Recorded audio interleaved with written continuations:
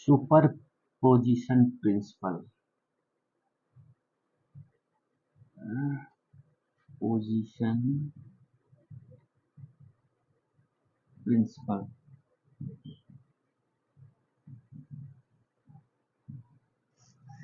अध्यारोपण का सिद्धांत। तो भाई जो अध्यारोपण का सिद्धांत है ये दो तरीके का होता है। एक होता है तरंगों का अध्यारोपण और दूसरा है आवेशों का अध्यारोपण। अध्यारोपण का जो मतलब होता है वो किसी जगह पर मिलना, जैसे तरंगे हैं। अगर जो मैं एक एक्स अक्ष लेता हूँ, ये वाई अक्ष लेता हूँ, ये देखो हमारा एक्स है और ये वाई है, एक्सिस बना लिया। तो यहाँ से कुछ तरंगे निकलेंगी, ये देखो इस तरीके से चलेंगी, इसको मैं मानता हूँ एक्स, ठीक है ना। दूसरी तरंग फिर निकली, ऐसे चलेगी, इस तरीके से जाएगी।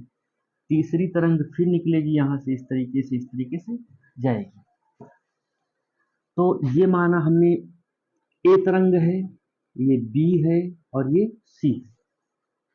तो अध्यारोपण का सिद्धांत ये कहता है जब बहुत सारी तरंगे किसी माध्यम में मिलती हैं, देखो यहाँ से बहुत सारी तरंगे निकलती, ढेर सारी निकलेंगी, एक दो की बात नहीं, यहाँ पर तो मैं 3 निकला रहा हूँ, ढेर सारी निकलेंगी, कोई गिनती नहीं है।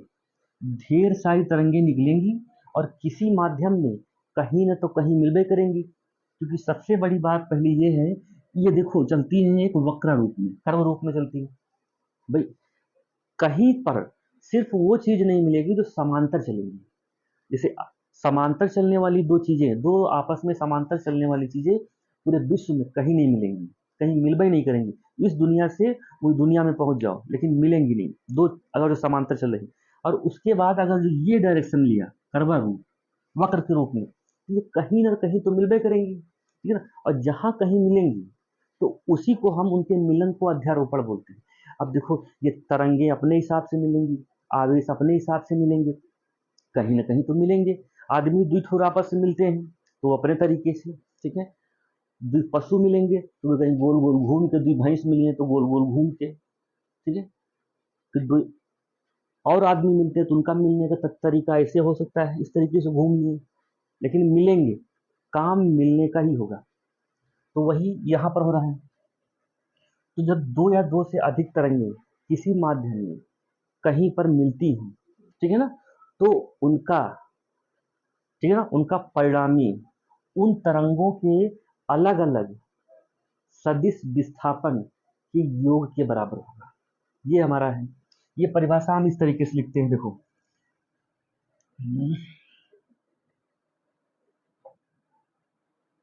थोड़ा छोटा कर लेते हैं, जो वाई है थोड़ा डार्क से लिखते हैं। डिफिनेशन हमारी समझने के लिए है, जब दो या दो से अधिक तरंगे किसी माध्यम में आपस में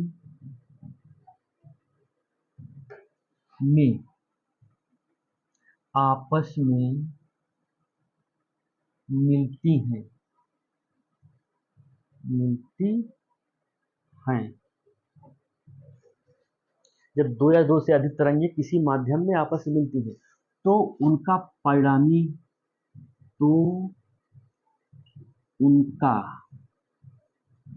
परिणामी, अब ये परिणामी क्या चीज होता है इसको जान लेते हैं।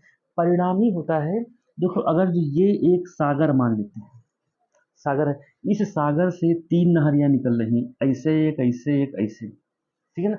तो इनका, इस सागर का जो परिणामी होगा इन तीनों नहरियों के सदिश योग के बराबर होगा, इसी को बोलते हैं परिणामी। और परिणामी में दिशा का लेना देना बहुत सख्त होता है।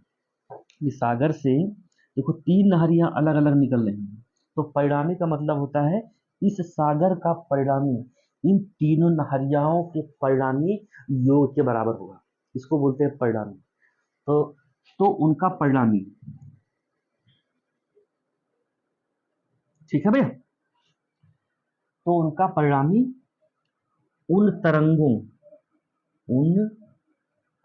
अब देखो परिणामी यहां से होगा तो उनका परिणामी उन तरंगों के विस्थापन, विस्थापन क्या है इसको हम जानते हैं, ये विस्थापन दो बिंदुओं के बीच की सबसे मिनिमम दूरी को, सबसे कम दूरी को विस्थापन बोलते हैं। बस यही है, दो बिंदुओं के बीच की सबसे कम दूरी को विस्थापन बोलते हैं। विस्थापन एक सदिश राशि है। देखो अगर एक बिंदु ये हमारा ए है और ये बिंदु बी है, तो ए से बी तक पहुंचने के लिए हमको सबसे कम दूरी कौन चलनी पड़ेगी। देखो अगर जो हम सीधा जाएंगे तभी ना ए से बी तक पहुंचने में सबसे कम दूरी लगेगा, और इस तरीके से जाएंगे, इस तरीके से जाइए तो हमको ज़्यादा दूरी तय करनी पड़ेगी। ई भी जाइए तो और ज़्यादा, और गोल गोल घूम के आई तो और ज़्यादा। मतलब है ए से बी तक पहुंचने में सबसे कम दूरी कौन से मार्ग से हमको चलनी पड़ रही है, ए बी रोड से। इसको धर देते हम सी रोड, इसको धर देते डी रोड। तो यहाँ से देखो ए से हमको ए से चलना है और बी पर पहुंचना है, तो सबसे कम दूरी हम कौन सी रोड से जाइए, तो यही इस ये डी है सी है, इसको ई रोड मान लेते हैं। तो रोड ई से जाएंगे तो हम सबसे पहले बी तक पहुंचेंगे, क्योंकि सबसे कम दूरी यही होगा। और सी वाली रोड चुनेंगे, ये देखो ये भी ज़्यादा हो रही है, डी वाली ये देखो ये भी ज़्यादा हो रही है, तो नहीं बनेगा। ई रोड से सबसे पहले पहुंचेंगे सबसे कम दूरी। तो विस्थापन का मतलब होता है दो बिंदुओं के बीच सबसे कम दूरी को विस्थापन बोलते हैं, और यह एक सदिश राशि है। ये हो गया। अब आगे हम तरंगों का अध्यारोपण समझते हैं। अध्यारोपण का मतलब भैया मिलना। तो उनका परिणामी उन तरंगों के विस्थापन के सदिश योग के बराबर होगा। सदिश योग के बराबर होगा। यही तरंगों का अध्यारोपण है। अब देखो अगर यहां से देखो तो हमारा क्या होगा, वेक्टर वाई देखिएगा उसका परिणामी देखो सब वाई से निकल रही है, ठीक है। और बराबर होगा, कितनी तरंगें निकल रही, vector A plus vector B plus vector C. ये है तीन तरंगे, तो तीन चार हो गए चार। तो यही है तरंगों का अध्यारोपण, यही है। अब अगला हम बताते हैं आवेश का अध्यारोपण। ओके।